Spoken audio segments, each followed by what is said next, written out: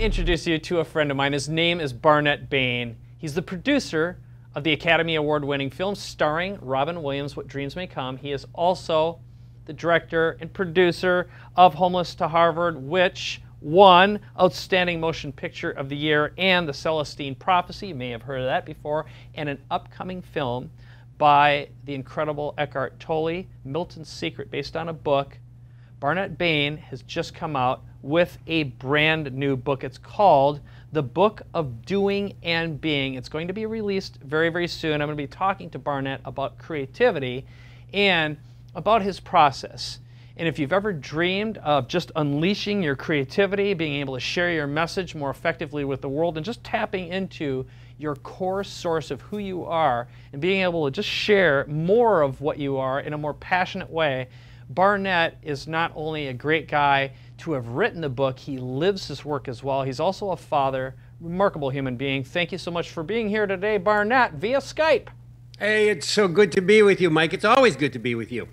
I agree completely. I wish we had more time to spend, and I want to spend more time in Malibu where you live. I know it. I know. There's surf out here. Oh, there is. There is. So let us begin a little bit. I know I just did the very brief bio background, but why don't you just expand a little bit more on who is Barnet Bain and why should we listen to him? Oh, my goodness. Well, I spent a long career as a film and television producer, and although in my world, the drama is always scripted, so we always know what's coming next. In the real world, increasingly, life is chaotic and unscripted. And so it seemed to me as the tools, the understandings, the life skills that got me this far were not operating as well as they used to, that there was some new skill that I had seeds I'd been already developing for many, many years that would provide for me a sense of resilience in chaos. And that skill set is creativity. And so it gradually became my passion, so much so that it is my overriding passion. Now, I continue to love making films, and as you've said, I'm about to start shooting this new film based on a book by Eckhart Tolle, a family drama, and that's going to happen in the fall. We're prepping it now. But it's really about becoming close and intimate with the skills and the properties involved in creativity so that I could bend and meet the challenges of a world that is increasingly unpredictable. And what came to my attention really quickly, Mike, is that so many of my friends in my business and entrepreneurs in other businesses, they also were facing this need to learn how to innovate. It's an imperative to learn how to innovate, and we frankly don't have the chops. We haven't been taught how to innovate. We haven't taught the skills for creativity, and the good news is they can be learned. Okay, so as you were describing, I have a whole bunch of additional questions, so this is awesome. One thing that I love in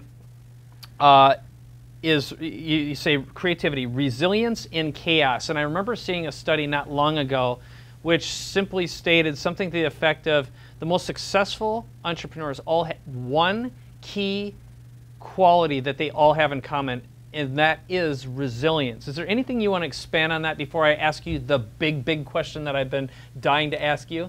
You bet. Resilience is the secret sauce of creativity. Every artist understands the relationship of patience to the moment of innovation. And every artist also understands that we can only think so far. You cannot outthink life, and not every challenge that we meet can be dealt with at the front end of things by trying to outthink it. And so creativity and innovation, they always come out of a new set of skills, a new set of senses. You know, we have 5 senses: sight, smell, sound, hearing, touch, taste. But innovation and creativity, these are born out of a different sense, a sense of imagination and a gut sense. high-level C-suite executives that are my friends, they all speak about having this understanding of the gut sense. The gut sense is a body experience. It's not, you can't think your way to a gut sense. You can develop a relationship with the body that allows you to begin to give and receive and become attuned to the way that the body and your world is communicating with you. And only then, after you have these body sensations and emotional sensations that are received as a gift, only then do you hand that off to the intellect, which turns the key, turns on the lights and opens the business and gasses the trucks and turns on the computers. But the innovation and the creative process, that is a whole different set of skills, and they can, as I said, they can be learned. Very cool. I'm going to talk to you a little bit about being a dad after a bit, but I'm going to ask you a giant question here, which is the big one. If you were going to look 3 years from now and judge the impact or the results that your book has provided, or if you could paint a world where your book has affected some people, what would you like to be able to see? What would you look at and say, I consider this to be a massive success? Not that writing a book isn't massive success all by itself, but if you just thought about the impact and the results that you'd like to see in terms of a change in the world, what would it be that your book will have provided? Well, first of all, when I look out at the world today, I see that in education system and school system after school system, the first thing to get stripped out, I understand that there are financial constraints all over, but the first thing to go is the orchestra, is the art programs, is the theater programs, is the band programs. Now, these creative arts programs, this is the fertile soil out of which our hearts are grown, out of which the way that we can begin to communicate with each other and to have a sense of self and personal dignity, they are grown out of these programs. The hard sciences and mathematics and all of these skills, they are fantastic, fantastic skills, but unless they are operating hand in hand with the skill sets that grow the heart, then we're going to be in trouble. And so this is a big concern to me because, again, the intuitive body intelligence that is so much a part of creativity, because it is being cast to the side of education, we are increasingly under-training our kids to respond to the challenges of life. And, we don't have to look too far forward into the future to know that computers and algorithms are going to displace most of white-collar work right now. They displaced already virtually all blue-collar work, most of the agricultural sector, and in short order, we're going to replace a lot of lawyering and a lot of banking and a lot of this kind of thing are going to be replaced by algorithms. And so we are not preparing our kids to meet the challenges of a world becoming new. The good news to your question, Mike, is that already I am now in a partnership with Take Your Daughters and Sons to Work Foundation, which has a reach of some 34 million people, families, corporations, leaders, including President Obama. And my content will be part of their curriculum going forward because they do understand how critical the arts are, not only because we want to be able to make things and paint things and dance things, but more critically for a society that needs to function, we need to have a relationship with the mechanisms for creating those things, because they are the same mechanisms that create healthy relationships, vibrant businesses, innovative ideas. Those are exactly the same skill set that created email as a disruptive advance over snail mail, or even FedEx, which is still version 2.0 of snail mail, but not as disruptive, a fundamentally different innovation is email. And so these disruptive progressions that I call innovations, they are born out of a particular sensibility that we call creativity. So looking forward 3 years, I am pleased to say that already we have begun to have an impact there. Very nice. Well, while you were speaking, I wrote down 5 things that you said. These are some of my favorite words in the entire English vocabulary, I suppose. One of them is creativity. Another one is innovation. Another one is impact, resilience, and disruption. And when I listen to you right now, I can't help but think, you know, really the science behind what you're talking about. And I know you're going to be teaching at Columbia University. So what you're doing is being looked at and examined because there's hard science supporting the fact that without working inside the body, inside the heart, you're not able to feed that creativity and equip people with not only the massive change that's going on, it's almost like a giant body, a soul body, an energetic body that's being damaged by a lack of this kind of work. And again, hard science is supporting it. You know, this is something that the mystics talked about for years, and so much of your work leading up to this. It seems like you're coming at a beautiful crossroads between all the work you've done as a creator, as a writer, as a producer, a director, working in Hollywood, then being able to work on some of your pet projects, your soulful projects that are meaningful, and now with something that kind of combines all of it that can really establish a framework, a visionary framework for the future. So I don't know if you have any comments about that big long stream of stuff before I ask you my next question, but do you have any anything to add to that? Yeah, I do. You know, I'm not a kid anymore. And you sort of move along through these phases of life. There was a time in my life when I was driven to prove myself, and another time in my life when I was driven to acquire, and another time in my life when I was driven to have a sense of safety and security. I'm at a time in my life now where I understand that all of these things are illusory. The highest truth that I am capable of touching right now is that if one can both learn and model for other people the ability to access resources, not to hoard resources. It's great to have stuff. I'm all in favor of that. But resources come and resources go, but the ability to generate access to resources, that is prosperity and bounty. And as far as that links up to the science piece, well, you know, science has known, we know, brain scientists will tell you that we have a triune brain structure. We begin with a reptilian brain, and that's governs all the fight or flight, you know, fight, flight, startle syndrome. That regulates the basic body without any attention on our part, without any thought on our part. Then there's another brain that comes in, it's wrapped over the top of that reptilian brain.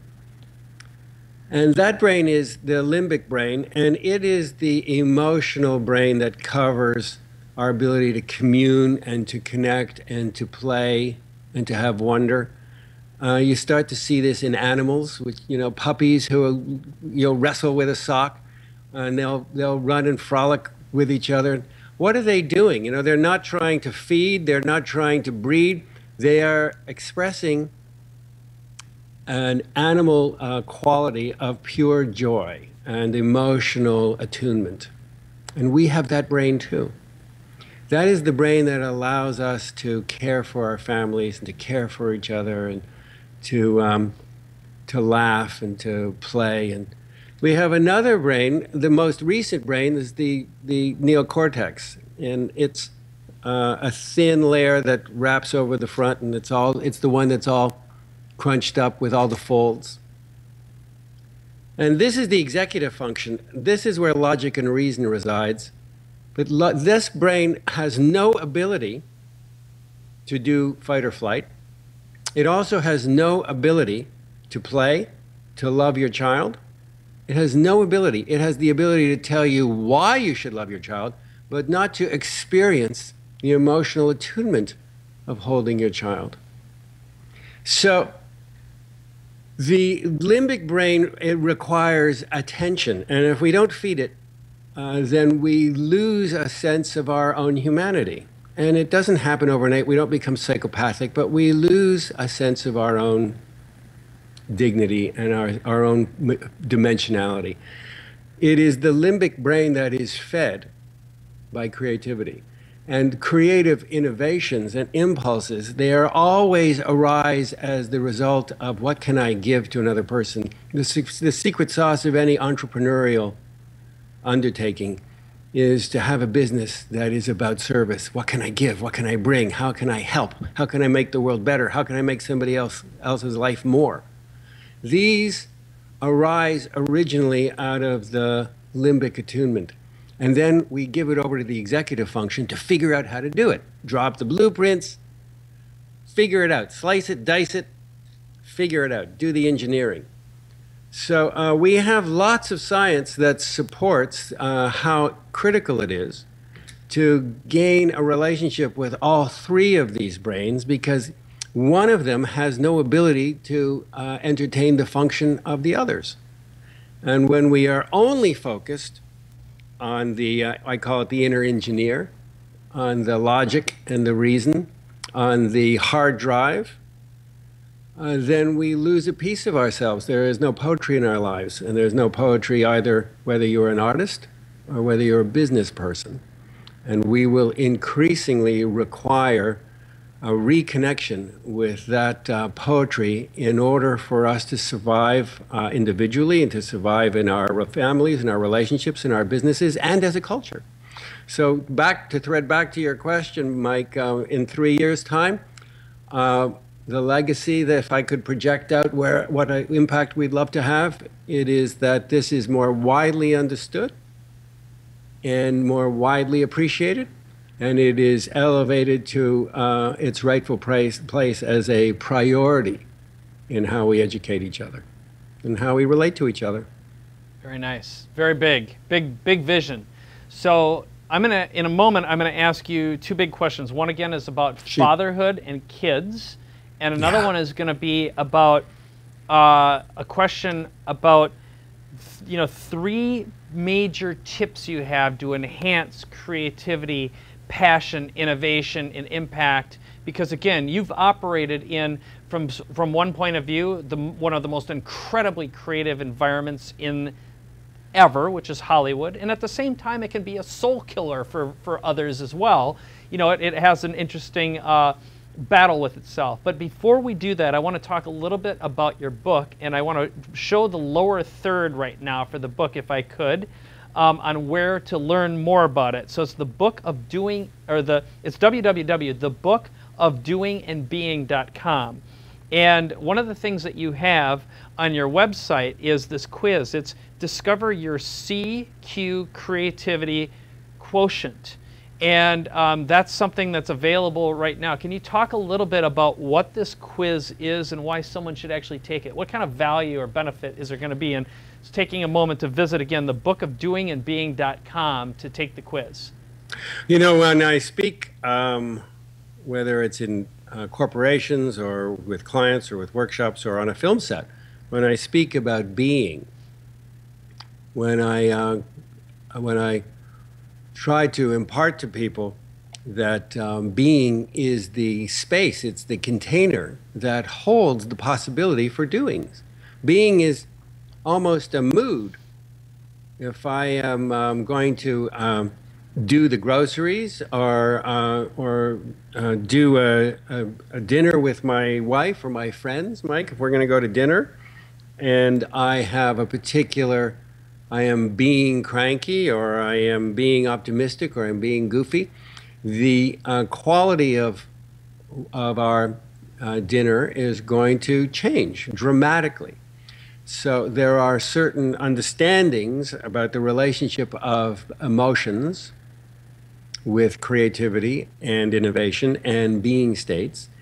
and also certain understandings about the nature of the drive to do, the action steps mentality. Action steps are critical, but action steps are undertaken inside something. It's almost like a womb of a quality of a quality of being, always, always. And so when I speak about this, very often people say, I get it. How do I do that?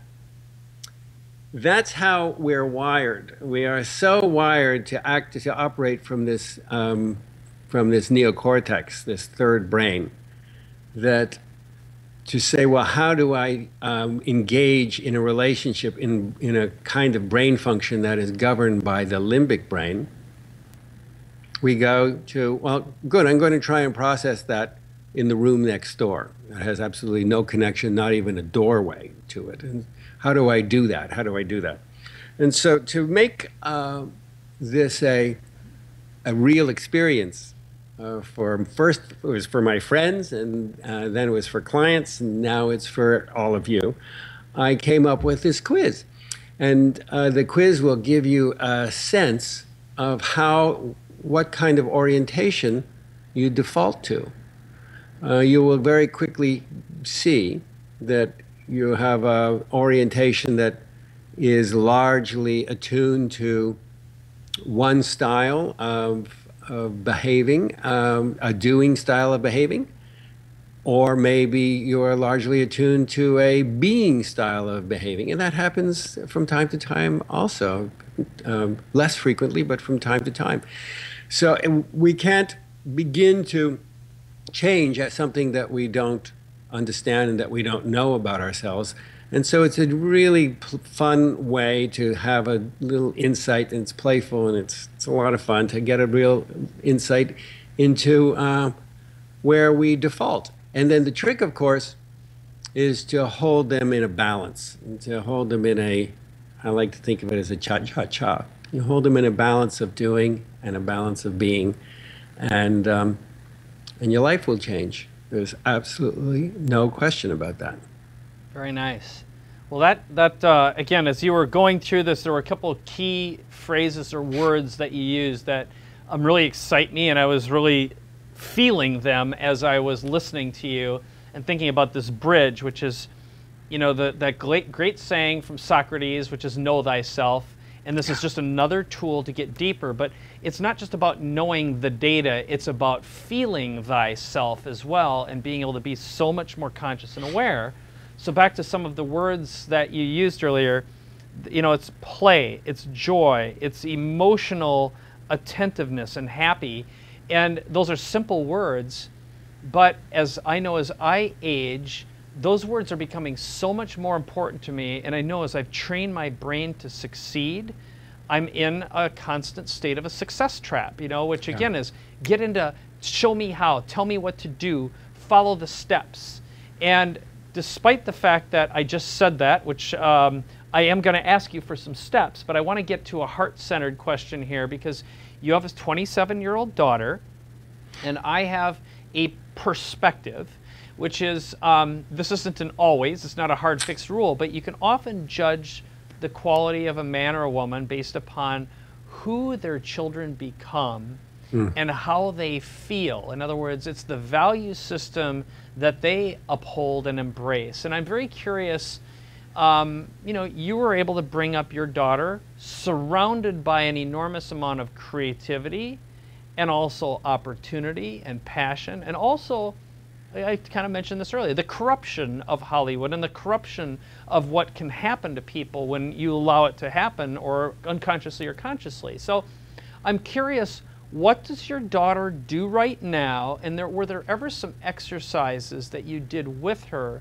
that maybe inspired your book that you could share with our viewers or listeners that they can do right now, either with their children or with themselves, that enhanced their life? So maybe the first part of the question is, tell us a little bit about your daughter, what she's doing right now, and then let's get into a couple either feeling or doing exercises that can enhance our creativity, enhance our innovation, enhance our growth, that can really make a big difference that either we can do ourselves or share with others. I'm really grateful to you for asking that question because who doesn't love to talk about their kids? Yep. Just so there's nothing more wonderful than that. My daughter has just turned 27 years old. You're absolutely right. She grew up steeped in this conversation and in this exploration. Uh, at this point in her life, well, I'll say that she graduated college and went to work in the entertainment business. She worked on a number of movies, and then she worked on So You Think You Can Dance, and then she worked on American Idol, and then she said, you know, these people are passionate about this, and I am not passionate about this. So she went into the real family business. And she went back and got a master's in psychology, and she is now a counselor for teens and adolescents in rehab. And she also has just added equine therapy to her considerable toolkit, and she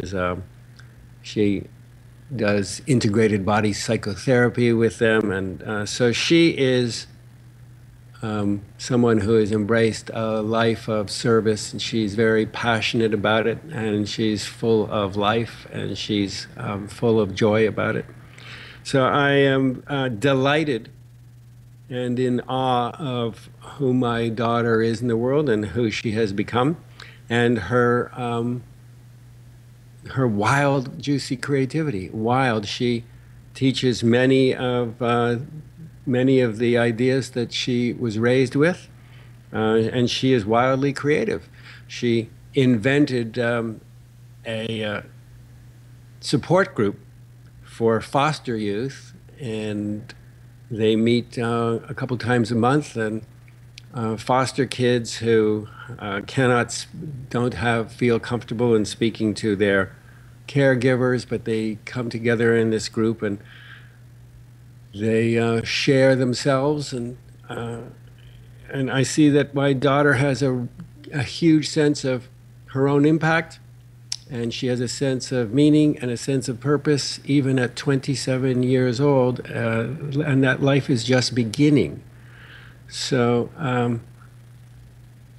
if I take anything away from being an observer of Sophie, it is that when somebody is attuned from a very early age to who they really are emotionally as well as intellectually, and they learn how to engage the two, everything changes. Everything changes. Our values change. So, so I'm going to just interrupt you. Yeah, I'm going to just throw in one thing. Go ahead. I've never been asked that before, Mike. So wow. Thank you. Well, here's what I was thinking about, and I'm sorry to interrupt, but I just had to, because the phrase that came to mind is, because I saw how that you emoted there, and it really clearly you went down into a very deep emotional space, and I can't help but just say, congratulations, you won. Because if there's, it really. So thank you for that gift. That was awesome. You're a proud dad, and again. Now I feel even more righteous in the way I framed it, which is when for your daughter to leave what could become a success trap, filled with all sorts of ego-feeding things, and she says, "No, I choose to serve individuals, not necessarily the masses," and do something that she's completely congruent with on many levels, and again with the deep psychological work that you've done and where you've come from. Again, it's just a marker of great success. So congratulations. So maybe I'll weave this into my final question then, which I set up earlier, which is if you think about how you raised her and the environment you created, and then this book you've created, is there perhaps an exercise, a feeling exercise, a doing exercise, could be one or a couple, that you think would be really powerful to use, to implement, to share with children, or to grow with, that can produce some instant results or some long-term results? Again, we're all so dialed in. As a marketer, I'm always instant, quick, get rid, whatever it is. And as I'm listening and talking to you now, I'm like, all right, this is a different kind of interview. I'm gonna roll with your vibe instead of the success trap that I find myself falling into all the time, which is that let's find an immediate hook. It's important to contextualize it, because the success trap that I hold, that you hold, that we all hold, it sits. It's like a flower floating in a bowl of water. It sits inside a being state. So we can do lots and lots of efforting to make successes of our lives, of our businesses, of our relationships, of our families. Lots of efforting.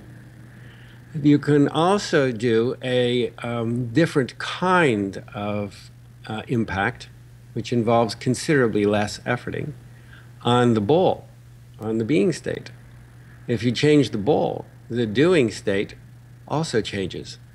And it is the nature of creativity that you change the being state, and then it requires much less doing. Right. Tim Ferriss is a master of this. He really is. Understands this masterfully. Much less doing, and you do too, Mike. I mean, much, much less doing. The doing that you're involved with is play. You do it like a puppy. Mm-hmm. So the being state is everything. So do I have time to share two? Because you asked for one that is emotional, one for children, and one that will have ramifications for the future. That would be great. If you have the time, I have the time for you. So go for it. Do. Okay, go for it.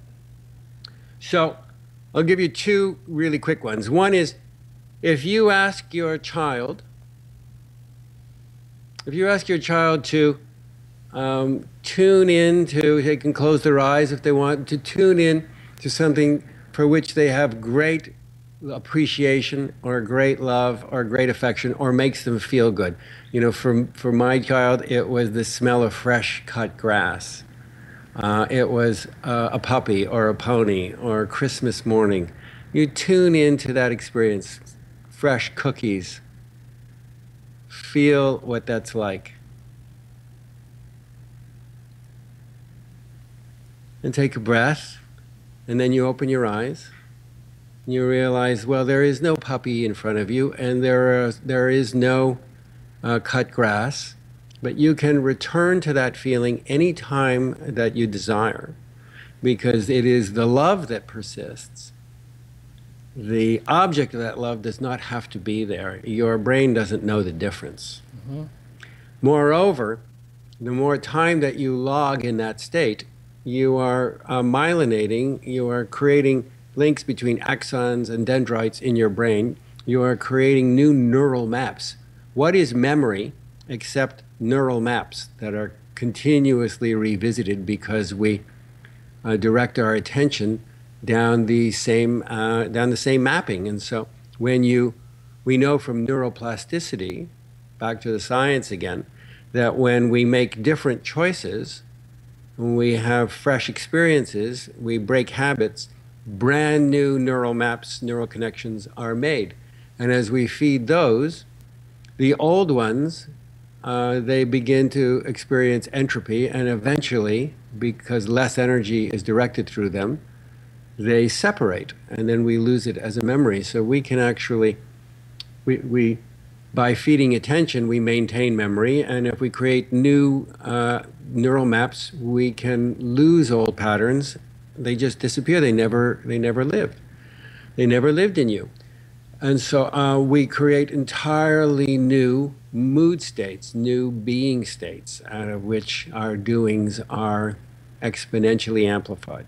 So I'll give you another one, which is a little more sophisticated, probably not for small children, but of great value to certainly to me. And I'll tell you that in 2008, when the banks collapsed and our economy collapsed and I lost all of my money, it was this practice that kept me sane. And I'm willing to bet that it was this practice that got me back on track and created the life that I'm living now, which is more bountiful and more fun than ever. So I want you listeners to close your eyes for a second. Mike, close your eyes. Mm-hmm. And I want you on the inner screen of your awareness, I want you to summon up the most difficult, the most unpleasant, bear with me, this will be worth it, the most unpleasant thing that you can bring to mind.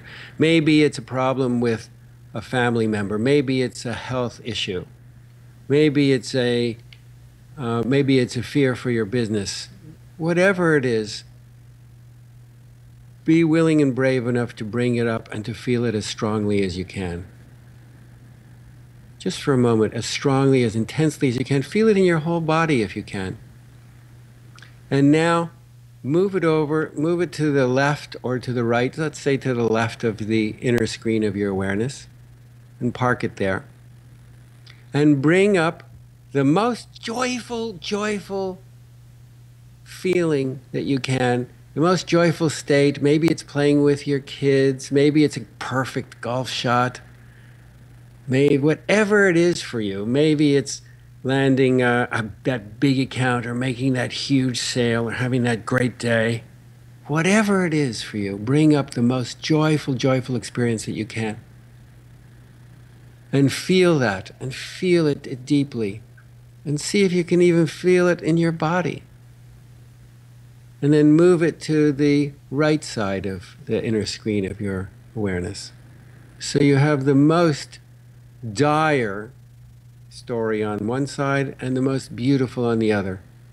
And if we had more time, I'd ask you to toggle back and forth and back and forth a little bit. But right now we have them both going, and so now move your awareness right down the center. Move yourself so that you're standing right in the center, right between the worst nightmare and the most beautiful dream. And they're both active, and they're both real, and both could happen. And just spend a few moments. We'll spend 3, 4, 5, 6 seconds there. And hold the truth of that. They both can happen. And now we'll come back, and you can open your eyes again. And be aware that what just went on there is your neural maps. You do not have currently a neural map that can, we live in an either-or situation. The frontal lobe is it operates in logic and reason. It does not handle paradox. The limbic brain is an emotional brain. It is the poet's brain. It can handle all kinds of paradox. And so you are creating entirely new virgin neural activity for yourself. Brand new neural activity. And the more that you do that, the more your subconscious has access to new ways to flow information out and up to you. That is how innovation is born. You have to be able to hold the possibility of something fresh and something new, and something that is absolutely a disruption to the way that we have processed information before, whether it's biological data or info data. So this is, it's a deceptively simple process, but it is a dramatic process. And again, every artist understands this, many consciously and all intuitively, that you head off into the unknown with a sense of the very real possibility of failure and some pull towards a delicious success. And both are true and both are real. And together, those two come together and they build the road. As we said, as was said in the movies, it was at Field of Dreams, if you build it, they will come. So if you build neural maps, there will be, they will find a way to fulfill on themselves. All creativity and innovation is received as a gift. The frontal cortex, the neocortex, likes to process data that it already has. And so we don't think it's a gift, we think it's us. But as has been said by others before me, by ourselves, we can do nothing, but we can certainly pitch in, having received the gift, and up-level it and bend it and market it. And there are wonderful, wonderful futures to be had for those of us who become intimate with the creative process and the process, the steps that can lead to a greater degree of fluency with that process. It's really powerful, Barnet. So here's what I want to do. I want to put up that lower third one more time with for your book. And I gave this a couple names because some other time we'll have a deeper conversation, but I really got into that. I saw something really dark and very bright, and I called it Paradox and Possibilities was the name I gave it. And the first exercise was Return to the Feeling was what came to mind, and I can, so that was a great gift, really powerful, and the truth is I would suspect that anyone listening or watching this right now most likely doesn't take enough time to do this kind of thing, and the fact that you can hold that paradox and rewire your brain through such a simple exercise, this is something that you can introduce to your children and even your spouse.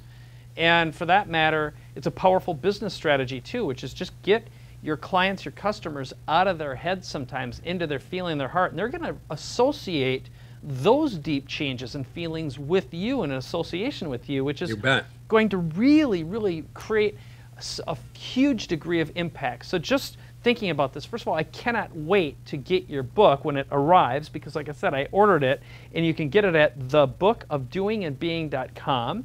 I'm going to send you, I just happened to get some uncorrected galley copies. Oh, fantastic. And so I will get one in the mail to you. Fantastic. So I'll be able to do a little book report to you'll be able to do reinforce. A book report, and you'll have another 40, over 40 of those techniques to play with. Great. So your book, so you've got the quiz to get started. You got the book to reinforce these beautiful exercises, and also be part of the movement that Barnet Bain is creating. And again, I'm going to really hold this and check in with you with the 3-year plan about the possibilities in the future. So let's wrap this up. I know we're going to be doing a lot of those possibilities together. So I'm looking forward to it. We won't have too far to go to check in. That is very true. So what I want you to do is don't go anywhere, Barnet. I'm going to wrap up this interview, but I want to thank you for taking the time to spend time with my friends and my tribe, and also just for the impact that you have. And also, again, like I said earlier, if there's one big takeaway that I have for you, it's you already won the game. Now it's just the multiplier effect, the leverage and the possibilities. And I think, again, when we talk about innovation, we talk about disruption, it all begins in the mind. And it's all about where do you get that huge leverage. And it's not a doing leverage, it's a feeling and a being experience. And you've essentially packaged that in a format that's not only digestible, but it is executable. It is a doing process, but it's a shift in how you do it. So are there any last words you want to leave my friends with here as we finish up? Well, I just want to encourage everyone to be courageous, to be brave. Sometimes we're very familiar with how we operate, and our brains seek familiarity. We are constantly scanning for ways to confirm everything that we already know. And so to break outside of logic and reason, I'm not saying abandon logic and reason, but creativity involves moving beyond logic and reason without losing sight of it. The brain, the third brain, doesn't want any of that. The second brain, the playful brain, the emotional brain, the brain that weeps at the sight of your children, it craves that. And so, if not for yourself, if for others, if you take away anything at all from this conversation, I hope it's that you'll give yourself the gift of being emotionally attuned, And if you have children and if you have loved ones, it may change their lives. To have a parent, to have a friend, to have a son, to have a daughter who is beginning to relate to themselves and model for other people an entirely different way of being. So I wish that for you all. Thank you. Great way to finish this off, and I love the vision. Like I say, it's really an honor, it's a privilege to know you and appreciate you and spend some time with you. So don't go anywhere. Let's wrap this up. But you know what to do right now, the lower third, one more time, to go get Barnet's book. Check it out, take the quiz, get to know Barnet better. And that's Barnet with one T. It's the book of doing and being.com. Barnet, thank you. And let's wrap this up.